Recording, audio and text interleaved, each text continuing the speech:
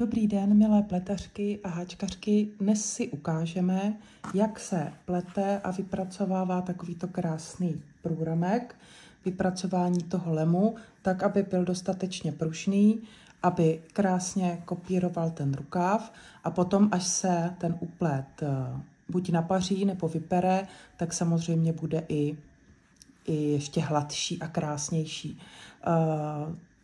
Tady tento lem je zajímavý tím, že má tady takovou vsadku, která je jakoby dvojitá, plastická. Tak to vypadá ten lem z druhé strany, taky moc pěkně vypracovaný. A my budeme nahazovat tady na té druhé straně.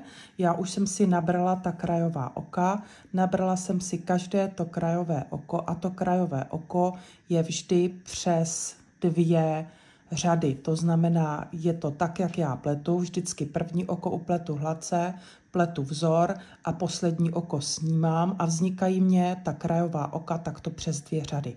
Tak tady jsem si vlastně ten průramek, vidíte, že on je poměrně veliký, zatímco tady vyšel takový jako pěkně uzavřený. Já jsem ho záměrně dělala tak, abych neměla moc velkou díru, ale přitom se mě tam vejde i paže, i třeba od halenky rukáv, aniž by byl nějak smačkaný.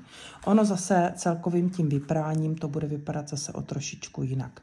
Jak se vypracovává výstřih, už jsme si ukazovali, jak se pletou tady tyto vsadky okrasné, tady na rameni už jsme si také ukazovali.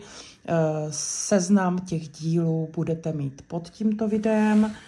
Ta vesta, jenom pro připomenutí, je splétána ze 2 přízí, a to z příze s mohérem, to je tahle ta konkrétní příze, to už nemáme, ale prodáváme jiné příze podobné. Tato příze byla mohér na polyamidu, nyní tedy na umělém vláknu, nyní máme mohéry především na hedvábí, což dává té přízi ještě takový lesk, který tato tedy nemá, ale i tak je krásná a samozřejmě díky mohéru chlupatá a teplá.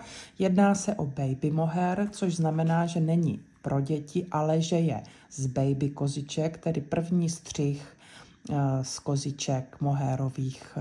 To znamená úplně jemňoučká příze, rozhodně se nemusíte bát, že by ten mohér hryzal, tak jak třeba byly mohérové příze v socialismu, kdy jsme je kupovali v Tuzexu. Kdo si vzpomene, kdo je stejně starý nebo starší než já, tak si vzpomene, že byla taková ta balení mohéru.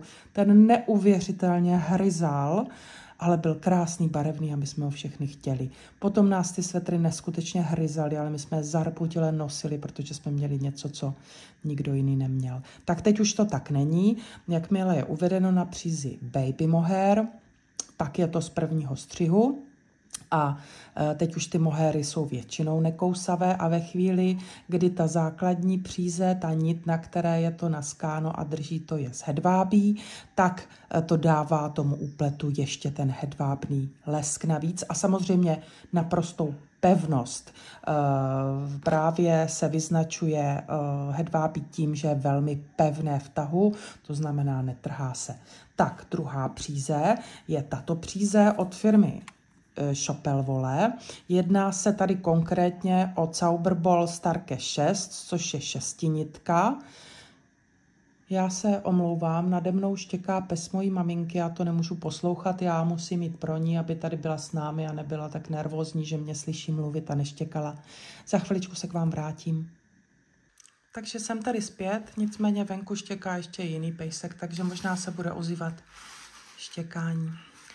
Nevadí. Tak, skončila jsem u této barevné příze, což je Zauberball Starke 6, nebo Starke, nevím, jak se to přesně čte, německy neumím.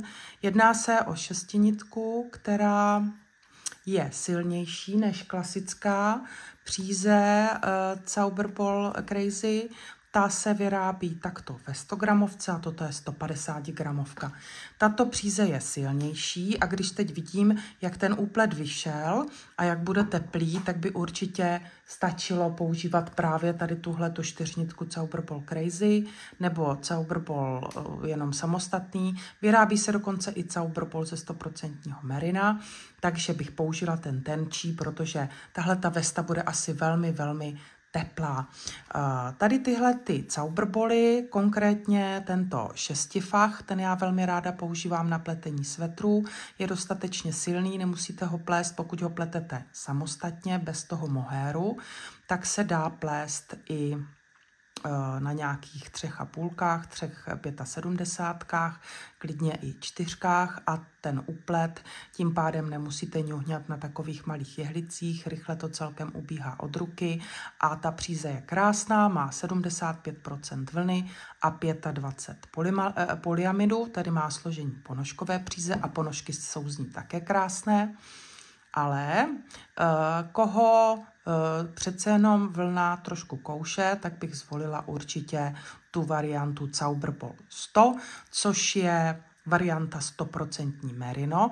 Ta je ale velmi pružná, takže pozor, doporučuji plést na menších jehlicích, k té se ale ještě dostaneme v příštích videích. Tak, tahle ta vesta má momentálně 350 gramů, toto je 150 gramovka, takže ona se stává ze 2 klubek. Tady tohle Zauberbolu, tady mám zbylé klubíčko, ještě určitě to stihnu uplést a ještě mi kousek zbyde. A jsou tam tahle ta klubka také 2, ta klubka jsou tam. To je, co se týká spotřeby. A nyní se dostaneme k tomu, jak se tady ten průramek plete. Dá se plést 2 způsoby. Já zvolím ten jednodušší a ten trošičku složitější a ještě efektnější, ten si ukážeme příště. Takže já jsem si nabrala ta jednotlivá krajová oka. Tak, tady ještě se podívám, jak to přesně je. To znamená, tady v té první řadě vidíte, že jsem opravdu nabírala ta krajová oka a teď nás čeká tady ta jakoby dutinka, nebo ono je to ve skutečnosti dutinka. Takhle vypadá z druhé strany, to jsou ta nabraná oka. Vidíte, takhle to vypadá, nabírám je tímto způsobem. Ono to lze udělat ještě jinak, to si právě ukážeme v příštím videu, ale tady, protože ta rubová strana je už tak dostatečně krásná, tak není potřeba, aby byl skrytý ten řetízek, ale i to budeme umět a naučíme se. Tak, nyní tedy budeme plést tady tu dutinku. Aby jsme té dutinky dosáhli, tak já vám ukážu, jakým způsobem budeme plést další řadu, to znamená, já si tady vytvořím magickou smyčku, to znamená, vytáhnu si takhle v polovině přibližně to lanko a budu vlastně se pohybovat, já se to trošku tady porovnám, budu tady si vytáhnout tu jehlici. Já mám ty jehlice poměrně krátké, možná se teď vykašlu na magickou smyčku, na to by potřeboval větší lanko, ale tady toto je asi 80. To znamená, má to 80 včetně těch jehlic, to je důležité, prosím. Vždycky, když se uvádí, že má jehlice délku 80, tak lánko je nějakých 56 cm dlouhé, 12 cm jedné jehlice, 12 druhá jehlice a v součtu to má 80 cm. Takže pokud chcete mít skutečně lánko 80 cm, objednávejte 100. Tak, já bych určitě klasický svetr pletený na díly pletla minimálně na 100 a svetr pletený v celku z vrchu bych pletla na 150. To si ale řekneme u těch jednotlivých projektů.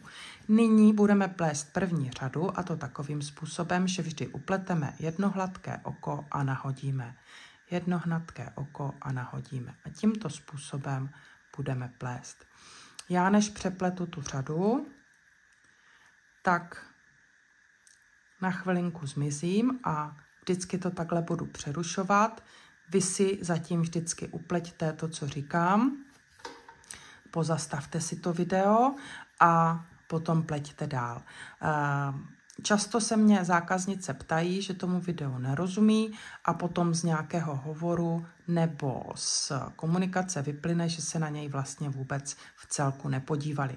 Doporučuji pustit si nejdřív video celé, nebo klidně i se zrychlením, ale celé, abyste přibližně pochopili, o čem je. A potom ne, že se to budete snažit zapamatovat, ale je to o tom, že si potom vezmete jehlice do ruky A budete postupně ty kroky dělat tak, jak vám to říkám. To znamená, v současné chvíli pleťte jedno hladké oko z jehlice a druhé nahodit. A tímto způsobem upleťte celou řadu a potom se k sobě vrátíme. A takto budeme to video kouskovat a ve chvíli, kdy budeme mít vždycky ten jeden krok, tak si, nebo vy, až budete mít upletený ten jeden krok, tak si pustíte další kousek tohoto videa. Tak, další řada, tedy nejdřív se nahazovalo, potom se pletlo hladce a nahodit, tak třetí řada bude ta, že budeme plést pouze ta oka, která jsou nahozená, a to následujícím způsobem. To hladké oko z předchozí řady takto sejmeme z přízí vzadu a toto oko upleteme obrace, to nahozené. Sejmeme to hladké oko a obrace upleteme. Sejmeme hladké oko a nahozené upleteme obrace. Tímto způsobem zase celou řadu, s tím, že vždycky to hladké bude sejmuté z přízí za prací, tak aby to oko bylo vepředu, a to nahozené, které pletu obrace, tímto způsobem upletu. Takto obrace upletu. Hladce sejmu, obrace upletu. Celou řadu dokola.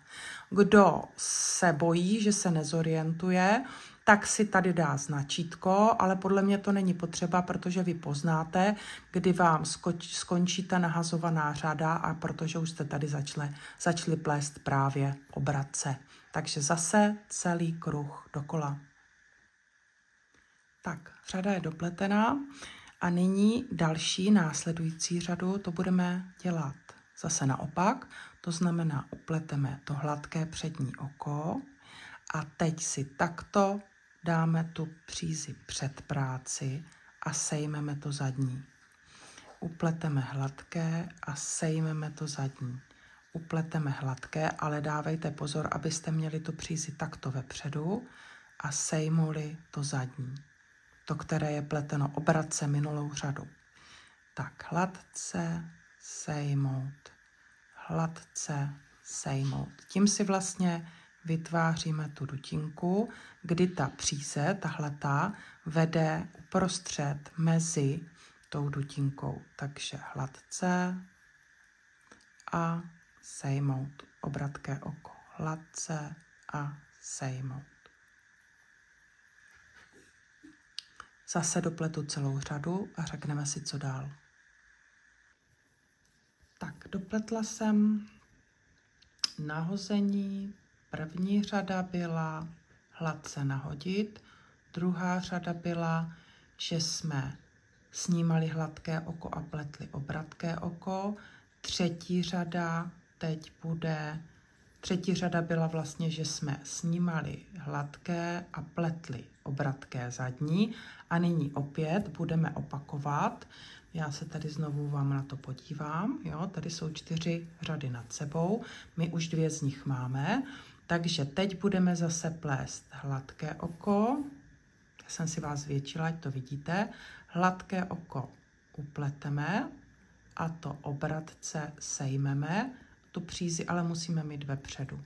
Hladké oko upleteme, sejmeme obratce z přízí vepředu před prací, hladké upleteme, obratké sejmeme, hladké upleteme a takto pleteme do kruhu celou řadu. Tímto způsobem hladké uplést, obratce z přízí před prací, zpomalím, hladké upletu, dám si tu přízi takhle před práci a to obratce pouze sejmu. Dám si zase dozadu přízi, upletu hladce, dám si dopředu přízi, obratce sejmu. Kdo jste začátečníci, dělejte si pomalu a opakujte po celou řadu.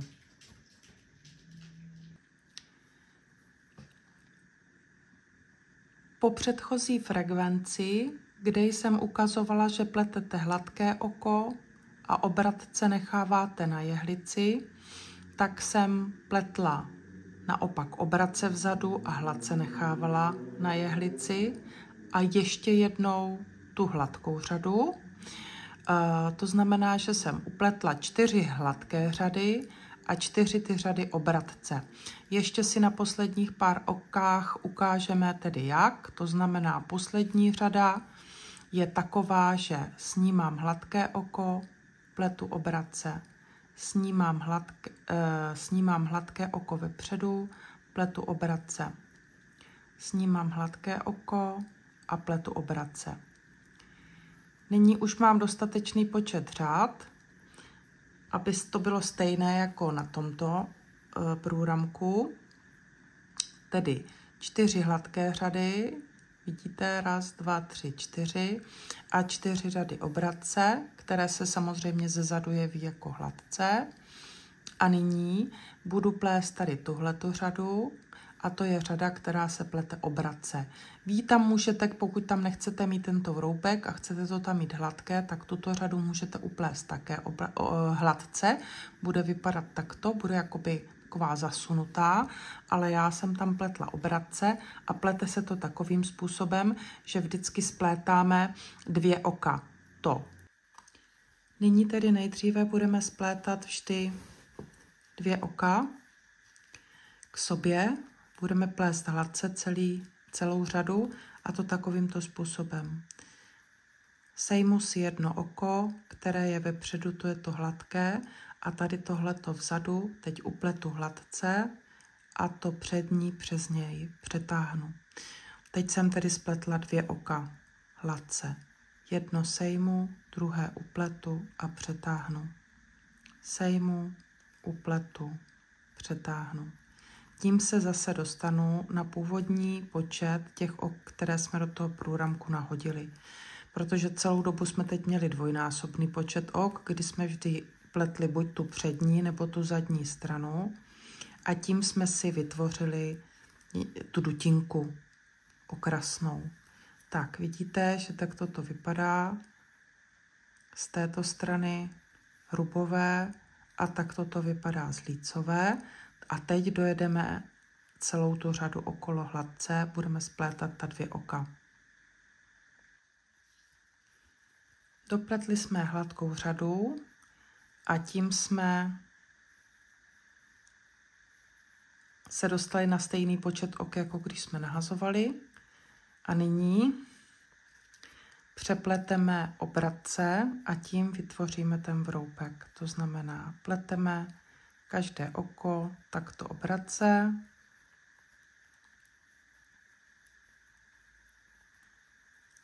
A tím vytváříme vroubek. Stejně jako je zde. A potom už se bude plést pružný patent. Záleží samozřejmě na vás, jestli máte rádi pružný patent jedno oko hladce, jedno obratce, anebo takto jako já. Tady mám pletená 2 oka hladce a 2 oka obratce. Mně se to takto líbí víc. Tady třeba na tom spodním lemu mám dokonce 3 hladce a 3 obratce. Ono totiž to potom není tak moc pružné, je to spíš volnější ten lem. A tady na tom spodním okraji se mi to osvědčilo jako nejlepší. Tady vidíte, že mám také zachovánu tu dutinku a tady ten vroubek, který teď já vytvářím vlastně i zde. Pouze tady na tom výstřihu ta dutinka není udělaná, protože by to trošičku možná dělalo neplechu tady s tím výstřihem dove, který jsem vyplítala. Takže celý okruh, tedy obratce, vytvoří se mi vroubek, pak už pletu pružný patent a uzavírám pružným zakončením. Jak se plete pružné zakončení, už jsme se učili, jsou na to videa a já vám toto video dám pod toto video do odkazu, abyste si mohli pustit. To znamená, zrekapitulujeme si tuto vestu, která je pletená ze 2 přízí mohérového přípletu a Crazy Zauberballu, respektive z Zauberballu Starke 6, to znamená toho silnějšího, je ze 2 klubek tohoto 150 gramového Zauberballu a ze 2 klubek mohéru, protože ten má spoustu metrů, takže také stačily 2.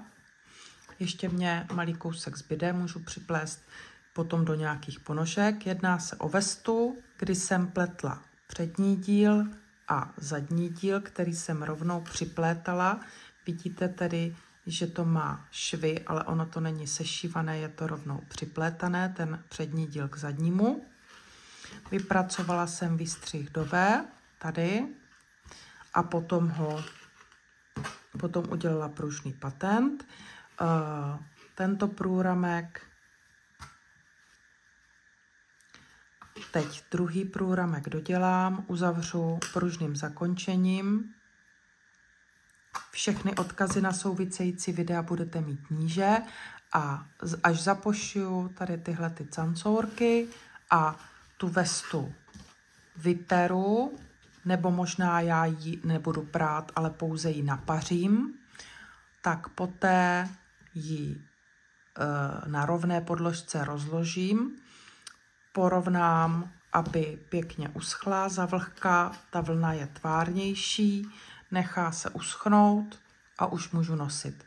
Teď je tedy červen, takže určitě ji nebudu nosit teď, díky přípletu mohérovému bude i tak teplá příze, která je z vlny 75%, bude velmi hřejivá, takže tohle to bude vesta na zimu. Já se zatím s vámi loučím, určitě až budu mít tu vestu hotovou a upravenou i tím napařením, bude k nošení, tak si určitě syna poprosím, aby mě v ní vyfotil, abyste viděli výsledek a tenhle ten návod bude tedy už kompletní vlastně. Děkuji vám, že jste se dívali, poprosím vás o sdílení tohoto návodu, tento konkrétní návrh nebo návod na tu vestu i všechny ostatní videa, dneska už jich je skoro 350, které jsem pro vás natočila, tak určitě budu ráda, když budete sdílet i na Facebooku například, aby i vaše kamarádky se na tento návod podívali. Děkuji vám, všechny příze, jehlice a všechno k pletení, co je potřeba, najdete na www.katrincola.cz a když napíšete do objednávky heslo Katrincola 5, tak získáte i 5% slevu na všechny výrobky, na jakkoliv velkou nebo i malou objednávku. Těším se na vás při příštím videu. Naschledanou, Katrinkola.